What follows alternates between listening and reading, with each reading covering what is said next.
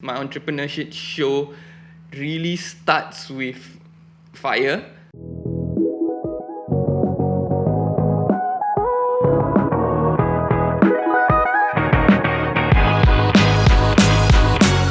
It is not every day that you have your factory burned down, but more importantly is how would you have handled the situation?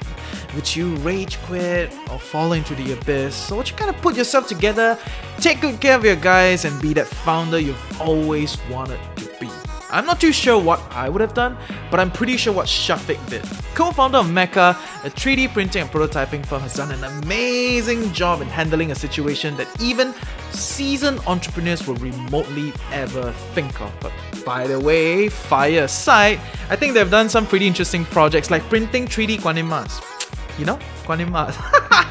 Like the goddess of mercy, yeah? So join me as we explore how he moved on from this epic moment of his entrepreneur journey. So welcome to Entrepreneur Shit Show.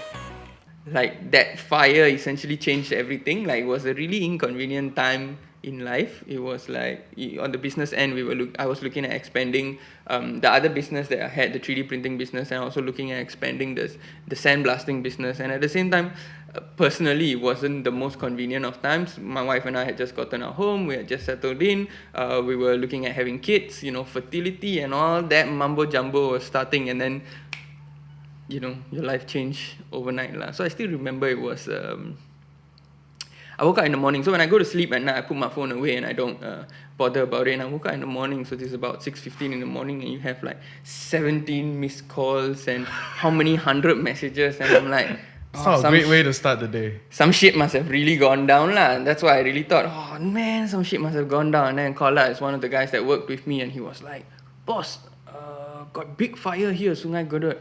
I was like, oh, so how's our workshop? He's like, never really touched our workshop, but everything closed. Then I'm like, oh fuck. So I was like, okay, I'll come down.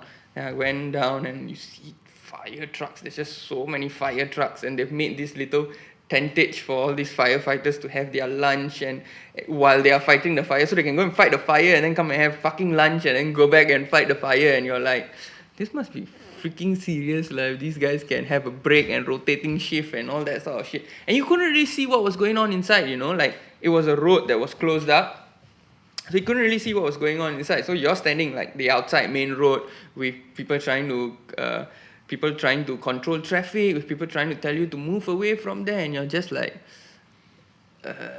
that's essentially all we've worked for the last 2 years, burning up lah. So really essentially at that point in time, my first thoughts were like, oh damn, I need to take care of the workers lah. So I essentially only had 2 workers at that point in time, and I need to make sure like they were taken care of. So had to put them up in a hotel and say, hey, rest a while. As in, I didn't want them to go back to their dormitory after what had happened. I felt like that wasn't a safe space for them. So put them up in a hotel and told them, hey, do whatever you need to do, and then we'll start our discussions about what we need to do next later on lah. So I think they enjoyed it a lot, staying in the hotels. They were probably like, fuck man, the heart of little India, and we could get good food and walk around the city and stuff like that lah. So that was I guess an interesting experience. But for me, that was really when things started. I think for me, I realized at that point in time, I had to make a decision. Do I want to continue with this business, or do I just want to say, cut my losses and be done with it? So in the end, I sat down, took a few days, sat down and said, hey, if I were to rebuild this business, how much effort and how much money would it take, versus me just going into something else, or me even just saying, take a fucking break lah. So I think at the back of my mind, I had already decided, but it took like quite a lot to justify, and especially with the workers. One of them really didn't want to go back. One of them wanted to go back, and it was a good chance for him to go back and start a life of his own. And the one who really didn't want to go back was like, please, I want to continue being here and blah, blah, blah. But at a certain point, I had to have a bit of heartlessness in me and say, look, I'm really not starting the business again. This is all I can give to you, and this is all I can do to take care of you, and you need to go and find another job lah. It was a bit fucked up of me to do that, but in a way I think I needed to do that for myself, because I can't build a whole fucking business just around the fact that this guy didn't want to go. right? Yeah, so that's where that was lah. And at the back of your head, you said you already decided, right? But then Yeah. why did it take so long for you then to make the decision to cut? So before the fire, right, there already were aspects of the business that I found really difficult to understand. There were, it was difficult to collect money. So we were more. So let me just come back and explain to you what the business was about. In 2016, July 2016, my grandmother had passed away. So when my grandmother passed away, in all Muslims basically bury lah. I'm supposed to be a Muslim, and all Muslims bury lah. So my grandmother was all about, she was buried after she died, and after she's buried, they build this sort of tombstone. The Muslim way, if you talk about like real beliefs, real Muslim beliefs and things like that, there's a few schools people say you can, you cannot, blah blah blah. Doesn't matter to me. It's like whatever she wanted or whatever the family wanted to do. So we built this little tombstone for her and stuff like that. And it was a very complicated affair. I felt like dealing with the contractor and all that sort of thing was way too complicated. Because prior to that, you have to remember, I was already involved in CAD design, product design. I was involved in 3D printing and all these sort of things. And I'm like, why the fuck must it be so complicated? And also in 2016, more or less the 3D printing business had plateaued. So it was like, we're at a comfortable space. I don't know where to grow it. So I thought, so maybe diversifying, do something else. So I saw this and I was like, yeah, we have all the right resources. And then I started digging into the business. And as I dug into the business, I found that the person we were dealing with was a contractor. The contractors only have 2 suppliers to work with. And both of the suppliers were just 2 old Chinese men. And they were like, we're too old for this and blah, blah, blah. And I know one of the guy was willing to retire. One of the guy was like, yeah, no, I'm going to do this until they drag the sandblaster off my hands and things like that. And I was like, oh, okay, cool. So I went, obviously, you go to the guy that's going to retire and you make friends with him. I didn't go in saying I want to make him an offer and buy him out and all this stuff. I was just friends with him. I was like, yeah, if you could, work with me, supply me and things like that. And then this old man's like, oh, why don't you just buy this business over? And long story short, I told him, just give me a number. If the number makes sense to me, I will take over lah. And his number made sense at that point in time. But now in hindsight, you're like, could have bargained a little bit lah. But it's not one of those. It's not one of those things you do at that point in time lah. Yeah. So it was good. Took over the business. Where was I? Yeah, took over the business. Paid him. Had to raise a bit of money from like friends and family and stuff like that. Paid him and then took over the business. And I was very adamant that I didn't want him to be involved in the business. I didn't want it to go back to the owner-operator ways. I wanted it to go to a business way lah. I didn't want him to be running it and all this kind of thing. So I guess he felt a bit unhappy. Like I basically retired him lah. But too bad, what you gonna do? You already got your money, right? So, so worked with. At that point, he only had 1 worker. Worked with the worker to say, hey, let's change things. Let's really do things differently and stuff like that. So we really, me and the worker, his name was Deepu. Me and Deepu really grew the business in a way. So Deepu did really essentially all the operational stuff. I did more of the bigger stuff lah, the strategy and stuff like that, and the finance and all that sort of things. Deepu essentially was one of the best things to happen at that point in time. Deepu was hardworking. Deepu was honest. Deepu, and he helped a lot. And we were only able to grow the business because Deepu was that great lah. Then we grew the business. We brought in one more guy who could take care of all the IT side of things, so us the designs and all that sort of things, which was really great also. Then what happened? So is it because of all of these happenings that it was very hard to make the cut? So this was one of the reasons why it was hard to make the cut and say, oh, this is a bad business, let's not get into it. But on the other end, there were a lot of cons to the business. There were a lot of sides of the business that were just really fucked up. Number one was, because we were suppliers working with contractors, it was fucking difficult to collect money from the contractors. These guys would drive fancy cars and they would suddenly tell me, oh, Ali, I don't have any money to pay you. They would say in Malay, Ali, tak ada duit lah hari ni. And you're like, I can scold you, but where's the joy in that? But after a while, I found the joy, you know. I was like, Chiba, you owe me money, you know, all that sort of thing. After a while, you really found the joy in that because who the fuck cares? Like, if you owe a certain amount of money and you have no interest in paying me back, then I'm going to just take liberties lah. I'm going to be scolding you, scolding your mother, scolding your son, scolding everything that walks around you lah. It's really just all that jazz. Yeah, all that jazz. Because it's listen, bro, when people owe you money like that and you know that they are so upset with having to pay you, yeah, it's very, very, very upsetting lah. But then they are living the life. Yeah, but then they are living the life. Yeah. Oh, So that was one thing. The other thing was the business was very, very, very capital intensive for me. I felt like every few months I had to bring in a whole load of granite and marble and it was costing a lot of money lah. And having to also grow the business would have been really capital intensive, and I thought there has to be a better way to make money in the world, you know. And again, like I said, I didn't have any. I had a passion for things. I did feel in a way that you know, sandblasting and this whole marble granite sculpting thing was fun, and I had a lot of fun doing it. I had a passion for it, but not in a I'm going to give up my whole life and dedicate myself to it. At the same time, I also felt because I had done this business after my grandmother passed away, I felt maybe it's something like in a way it's something like my grandmother had left me. So I felt that respect for it, but I didn't feel like I have to dedicate my whole life to this and things like that lah. So even before the fire happened, there was certain points I was like, can we just build this up and sell this off and let someone else run it, or can we like you know run it automatically so that I can go and do something else and things like that. So there was always the little inklings at the back of my mind. I'll tell you a funny story that my wife feels shows my 0 to 100 mentality. The computer that was doing all of the designs actually broke down, and essentially the problem was you just basically had to change a little battery on it because some shit with the motherboard or something like that lah. So you had to change this little battery on it. Obviously, I didn't know that. In my mind, I thought, it's a fucking old computer and it's broken down, and for me to redo all of these designs and blah blah blah blah blah. And I told my wife, you know what? Let's just close down the business because the fucking computer broke down. That's it, bro.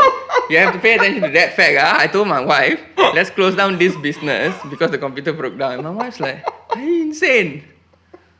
Are you insane? Like, you just went from 0 to 100, then all the way to like 200 in no time, you know. Your computer broke down and you're like, close the business. Yeah. But there always was this little inklings there. But I must tell you, the business, when people paid, it made money lah. It made good money. And it was what allowed me to live the type of life that we live lah. Yeah. So then after the fire, the business disappeared essentially. It just went down. It disappeared, it went away. So after the fire happened in December of 2018. So I think in just around that time also, a few days after that, after the workers went back to Bangladesh and to India, I decided that I'm not going to do it anymore. Then I decided also there was time to take a break. So had a nice long 2019 of a holiday. So during the break in 2019, right? Yeah. Like, how was that for you? I think most entrepreneurs, breaks are not very... it's not that great usually.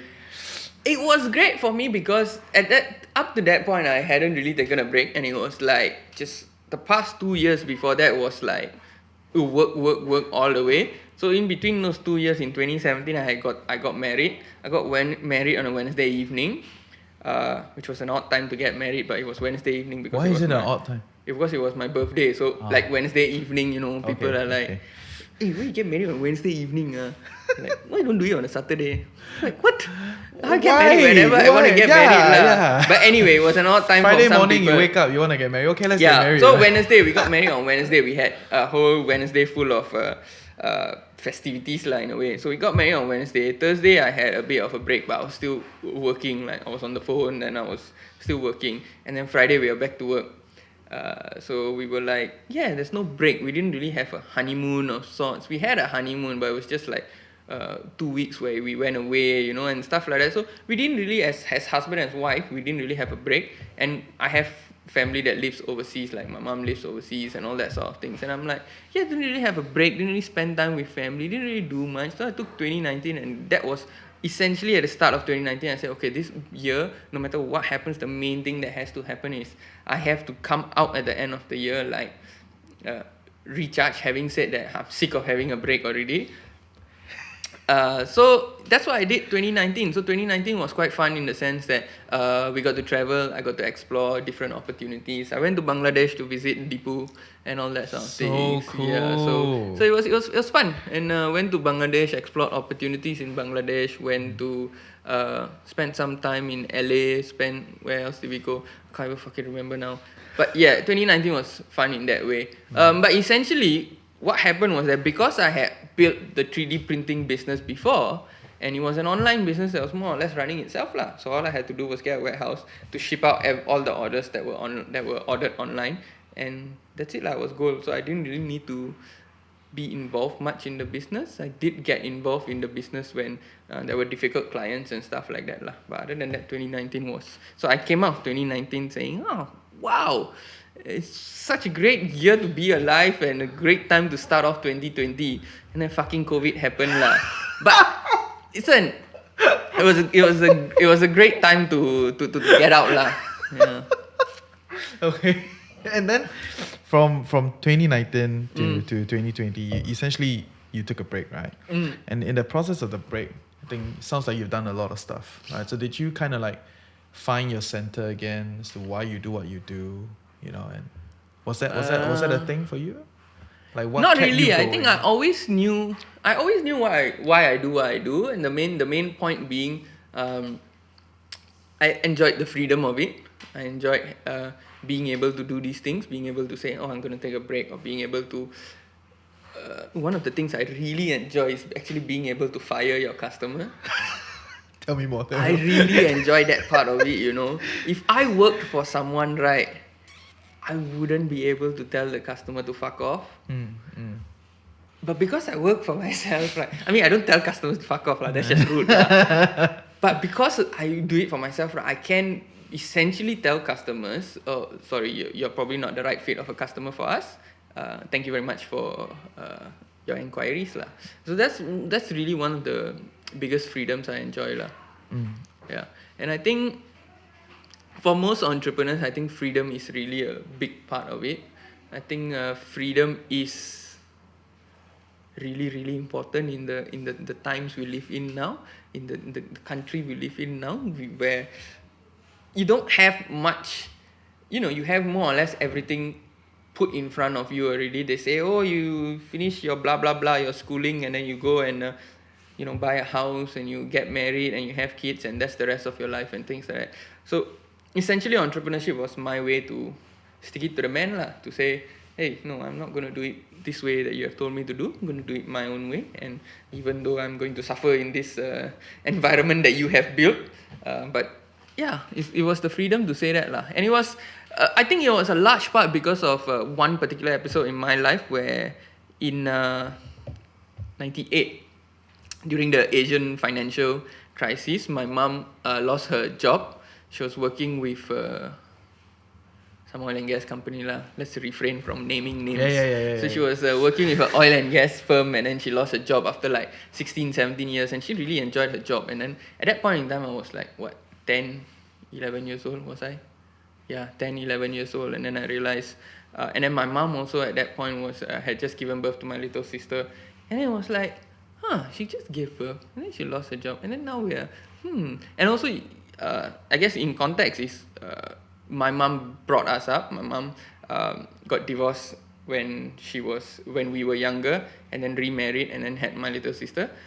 And again, she got divorced. It didn't work out. So in context, we always only had my mom as a sole breadwinner, and we had good supportive family around us. But at the end of the day, it's just your immediate family that you have to look to.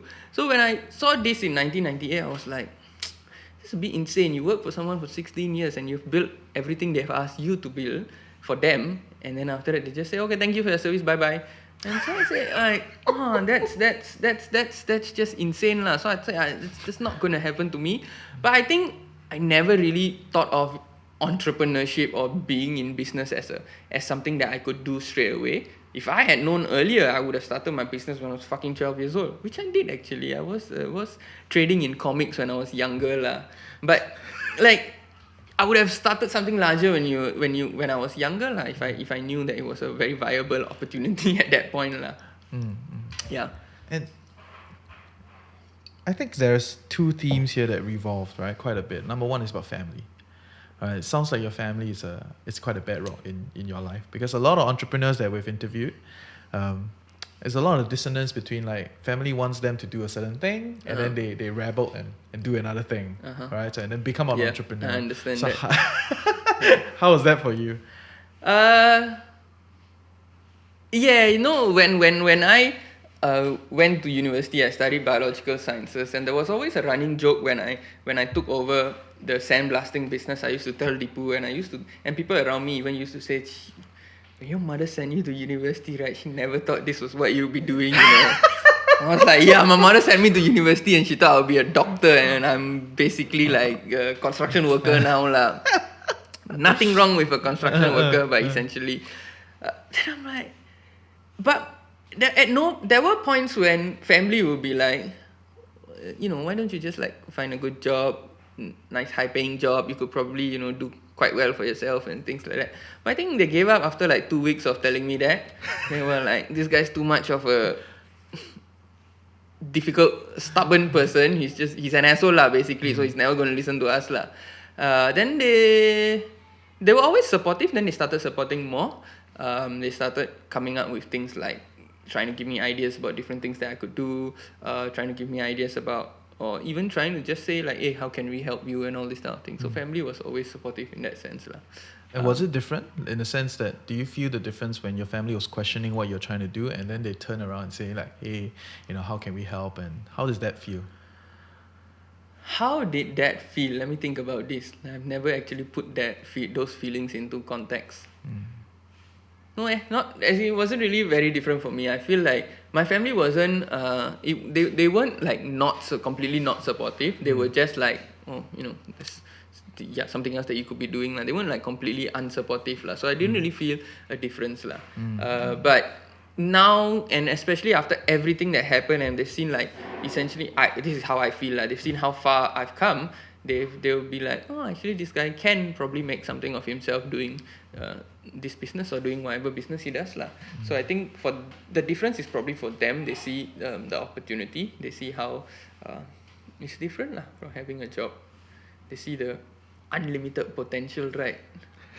Yeah. So I guess that's the part for them lah.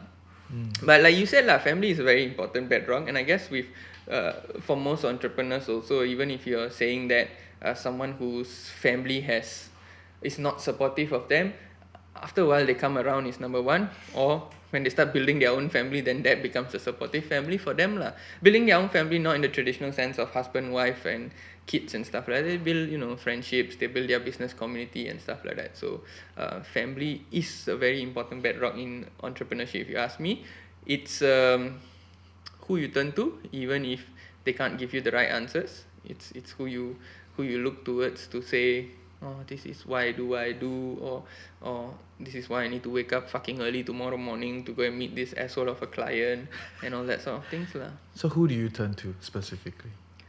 Right now I turn to my wife. I think my wife's been quite supportive in that sense. She's an entrepreneur in her own way. So she's also, she understands the potential of the potential of what we do as entrepreneurs, and she also understands that if I went out and find a job, we'll probably have a lot of money, but we won't have a lot of potential lah. So so she understands that. So I turn to my wife quite a lot. Essentially I turn to family lah. So turn to my mom, turn to my aunties, turn to my brothers, turn to my cousins. We just turn to each other. You turn to different people when you need different things, isn't it? Yeah. Friends, you know, when you get to this age, I mean, I'm not that old, but when I'm now 33 years old, and you only have a small group of friends. You only have really, really good friends that have essentially been friends since you were young. So your army days, or even maybe just slightly before your army days and things like that. So these are people that know you, these are people that support you, these are people that see you through things lah. So these are sort of like family also in a way. Actually they are family. Real cool. And this central theme about freedom, right? You talk a lot about it, right? So I'm kind of curious, what does freedom mean to you? So essentially when I got into this, when I started with business and with the businesses and stuff like that, it was about financial freedom. But then I realized the more important thing here was the freedom in terms of time. You only really you can earn unlimited amounts of money, and that really is the truth. You need to, strike on the right idea, be able to sell the correct thing to the correct person, and that's it. You can make all your money. And make sure your factory don't burn. Yeah, make sure your factory don't burn down and stuff like that lah. Or just buy a lot of insurance. Okay, yeah, okay. But you see, the thing is, right, freedom in terms of time, that you cannot buy. How much money you have, you can't. Like, you can't buy time with people. You can't buy time with what you want to do. You can't buy your time with experiences and things like that lah. So freedom, it evolved into being freedom with my time for me. Yeah. And so in some ways, your old business gave you that freedom. Yeah. Right, not the new because one. Because it's right? supported. So the old business, the 3D printing business, gave me the freedom. The new business, the sandblasting business, well, new at that point in time, the new business was, if we had built it, I mean, if it hadn't had burned down, then it would essentially have been running itself, and it would have given me additional freedom lah. So it was like, your 2 years, 3 years worth of work. You build something and then you move on to the next one. That was how I saw the patterns in my life lah. So essentially, freedom of time. But when it came to 2019, and I really needed the freedom of time and the financial freedom, then I fell back into the old business, the 3D printing business. Yeah. And that took you kind of jazzed it up, right, from there. Yeah. So in 2019, after the little break, I got a bit bored, tired of saying, I got bored of having the break, and I also got a bit tired of the 3D printing business in a sense that it was really just a retail and distribution you business. just kind of give me a little bit better understanding of like, what do you mean by tired of the break? Because a lot of people are like so excited about like traveling the world and doing all that jazz, right? But why do you feel tired of taking a break? It was two things for me. Number one was I felt that I had fallen into a comfort zone, and it was very, very, very comfortable lah, let's just say. So how does that? It was. How is that like comfort zone? As in, I essentially just didn't feel ambitious anymore. Yeah, so I thought it was really important for me to get out of that lah. It had done what it needed to do. The break had reached its peak lah. The break at that point was like, my work here is done, and you needed to move on to something else lah. So I really felt that, in a way, that loss of ambition, that I was, actually, this life not bad. What I can sit down here and the business runs itself, and I have money and I have time and then I think to myself, fuck lah, this is not what you want to be doing lah. This is, essentially this is not the house you want to live in your whole life. This is not the car you want to drive your whole life. This is, you want more, right? Like if you are okay with this being your house, and if this you are okay, as in, I say this as just a way to quantify things. I don't say this as all I think about is money. I say this really as a way to quantify. I mean, how else am I going to fucking say it, right? So if this is the house you want to live in your whole life, then well and good, live this fucking life. If you want to, buy nicer houses, build nicer houses and all that sort of things, then obviously you have to work harder lah. You have to have ambition, you have to blah blah blah, you have to get out of that lah. Yep. Okay, and so from there you came out, and then so you from there your came business. out, started back with the 3D printing business. So in 2020, when this whole thing with COVID hit, we were still essentially a retail and distribution business. But also at that point in time, I met, I'd known this guy since before, but I approached him at that point and said, hey, look, we both do relatively similar things, and you do something that I aspire to do, And if we come together, I can support you in doing more of what you currently do, which is like the product development, the design engineering, and the mechanical design side of things. I can support you to do it, in terms of the business aspects, the financial aspects, and everything. And then we could grow something together lah. We could make magic happen together lah. And he essentially agreed. So we decided to combine our businesses in July of 2020. We operate now as Meka 3D Printing. So he essentially closed his business and we operate as Meka 3D Printing Private Limited. And now we do a lot more like design engineering. We help people build prototypes. We help with manufacturing when people need to. We do a lot of CAD design, mechanical design, and stuff like that. And that's fucking interesting to me instead of just being selling 3D printers and all that lah.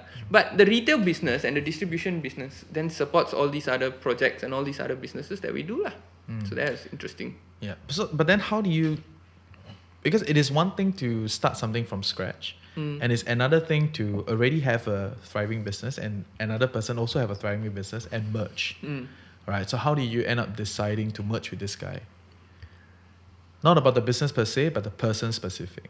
I've known, so this guy is Hisham. I've known Hisham for quite a while. I've always known Hisham to be one of those like really hardworking, ambitious. He's ambitious, and he's basically a kid lah. He's like 20. It's fucked up to say if I don't really know. I think he's 27 or 28 or something like that, or probably even younger. So I knew Hisham when he was in poly, and I've known him since then, and we've worked together. So it wasn't really difficult for me to judge Hisham as a character. As a person, it was good. I didn't think there would be any problem working with him. So I said, it's fine. Let's try this lah. And as conversations went on, I think we more or less aligned. Yeah. You can't really be perfectly aligned with anyone in the world, even the person you marry, I think even kids you give birth to, you would never be perfectly aligned to them, But as long as there's some sort of, parallelism, it works well. You're going in the same direction. So it's important from an ideological viewpoint or from a moral standpoint? Or is the technical skills important also? For me, I think morally, ideologically, you need to be similar. But in terms of skill sets, there needs to be sort of. So Hisham fills in a lot of gaps in skills that I don't have. So if you ask me to do a CAD design, right, I won't be able to do it. I can go and find who can do it for you and pay lots of money for them to do it. But Hisham could just do it on his own lah. So there was skills gaps that Hisham actually filled and stuff like that lah. So essentially, if we are talking about larger picture of how you look for partners in this whole entrepreneurship thing that you do, I honestly have no advice. I feel like it needs to be someone that you can spend the rest of your life with lah. Essentially, it's essentially like it's like dating, right? Yeah, it's like dating, and it's really like finding your wife, and it's even more important than finding your wife in some ways, because your wife, right, is someone you. How do I put this without my wife getting fucked up when she sees this? Yeah, but okay lah. It's as important. Maybe you can cut out. It's really as important as finding your wife lah. In a business partnership. I think we'll keep that. How could I be like, Reggie, you fucker? Oh yeah. So I think everybody have their own way of choosing their partner. Yeah. But I think you did give very valid advice about finding someone that you can as good as marry, right? Because the kind of complexity in business and the kind of longevity on the journey is very, very different. So I never really had partners in business, and I never really thought that it was very important, because I think like you could always just pay someone to fill up gaps for you and things like that, which is true to a certain extent. To a larger extent, you need partners to be with you and advise you and just really be there on the journey next to you lah. There's this people always share this common thing about if you want to go fast, you go alone, and then if you want to go far, you go together. You really need to decide where you are at on that journey. Do you now want to go fast, or do you now need to say, oh, let's go together and let's go build deep? build a deeper business and go further lah. So it's essentially each person has to decide on his own whether he really needs partners or not. That's one thing. The second thing is how you decide on your partners is up to you lah. And essentially most of the time, if you ask me, it's about taking a chance with people, getting the basics right, and then taking a chance with people lah. And then you have faith lah. You be optimistic and you have faith and you say, hey, this will work out, and let's just try to make this work lah, as much as possible. Cool. And I think that's really important with entrepreneurship as a whole. You need to have optimism. You need to have faith. Then you also need to have a certain amount of clarity lah.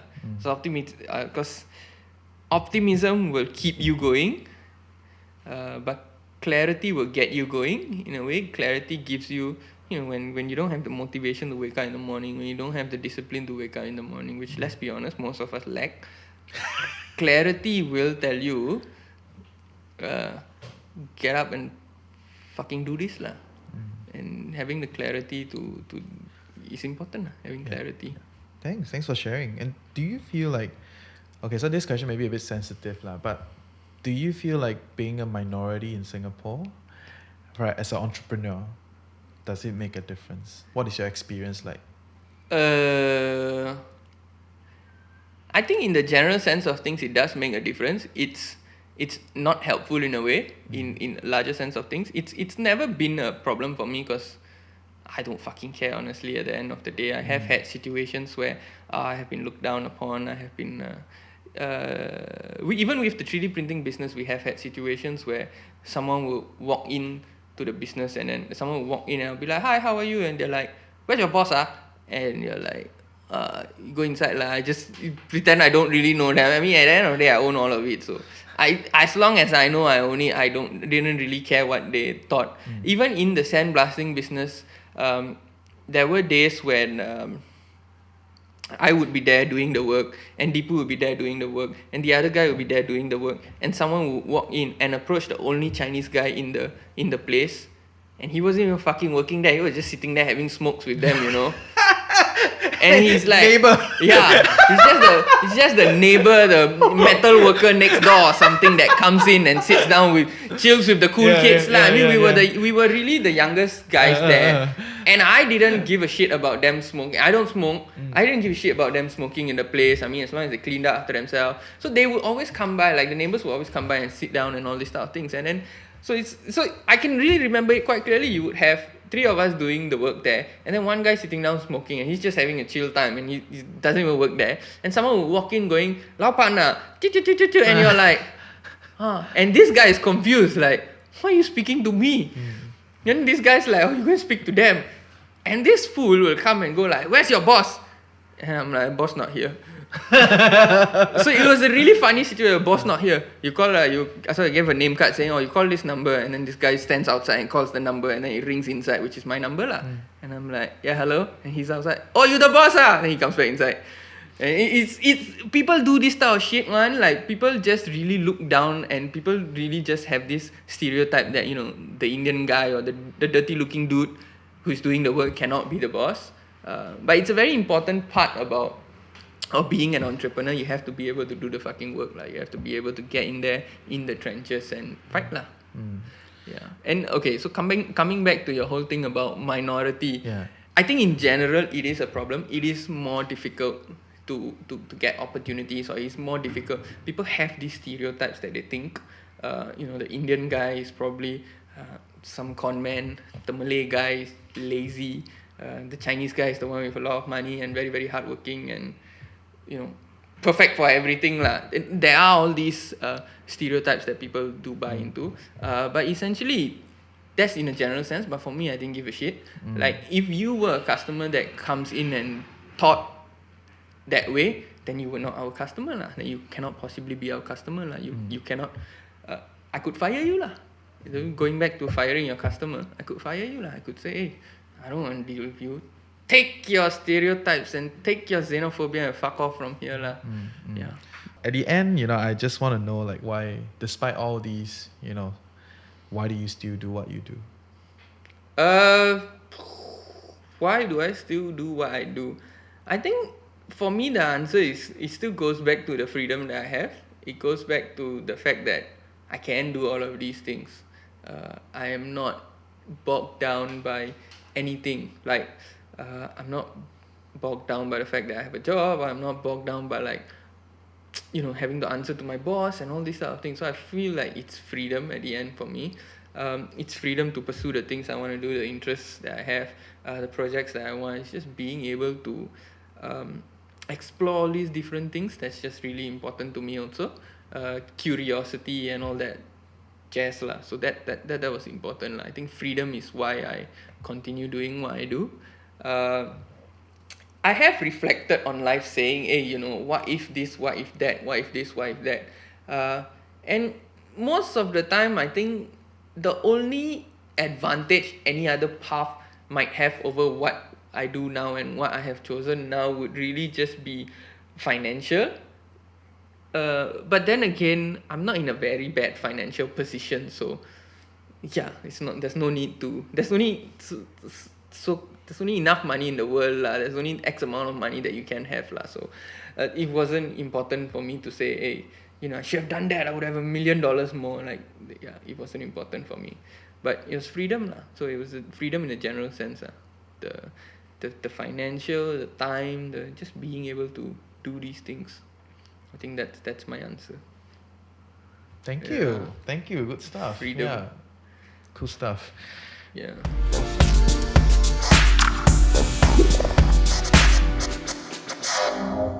So yeah, I think for Shafiq, it's interesting because I don't know if I should say interesting, but not every day someone's factory gets burned down, right? So, and it's also pretty unique the way he handled it. Like he didn't feel that emotional. I'm sure deeper, if we went deeper, more stuff could have, probably would have come out. But I think the optimism didn't feel very fake, right? It feel like it perfumed his belief, the way he sees business, right? Taking things in his own stride and just kind of, some things you just cannot control. And that's the reality of business. There are actually many things that you cannot control. So I think in this episode, I felt that, yeah, just do what you can. Just keep working, keep doing what you need to do. And then, from there, things happen. And if it happens, good for you. If it does not happen, go back to your drawing block and just kind of try again. Fundamentally, it is still a lot about how often you try and just being smarter every time you do something, right? So yeah, I think that's that. A lot of good juice from him. Also about the minority ethnicity portion. I think it's a very real thing. We need to have more conversation about it. We're not trying to stir racial disputes, but we're just trying to recognize that gender plays a part, race plays a part in the business, depending on where you're at, who you're working with, culture. They all interact in terms of day-to-day interaction. Of course, it perfumes how entrepreneurship is done. Right. So yeah, so that's all for today. And because you stay all the way here, so we're gonna have Shafiq has a little bit more to share with you. Okay, so I think we got one last question that we'll post-produce. So, so if someone wants to start an entrepreneurship, right? Just join entrepreneurship as a journey. What is one advice you would give them?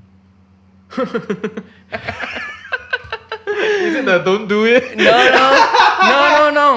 I would say I really would encourage people to do it, to try and do all these type of things. I don't think there's one advice that you can give anyone. But when you are starting on it, and I think I come from a bit more experience in the sense that, number one, I've done this for quite a while. Number two, if I have seen friends who have come on board, started this, and then fucked off out of it because it's not for them and all that sort of things lah. I think the most important thing that I see is they weren't optimistic. They didn't have undying faith in themselves. They didn't really see themselves as being able to achieve all that they wanted to achieve. And the second thing was the clarity of it. So we come back to optimism and clarity. They weren't as optimistic as they needed to be as entrepreneurs. And they weren't as clear with what they wanted to achieve. So for someone who is starting on entrepreneurship and someone who is going to get into this and jump into this, I think the two things that you really need to sort out is your optimism and your clarity. You need to know what you want to do, and you really need to have undying faith that you can actually achieve it lah. Yeah, I think that's my advice lah. Yeah. Thank you. Thanks You're for coming. welcome. Awesome. Cool stuff. All right. It's good. It's good. Good Anything day. else? That's good. Good stuff.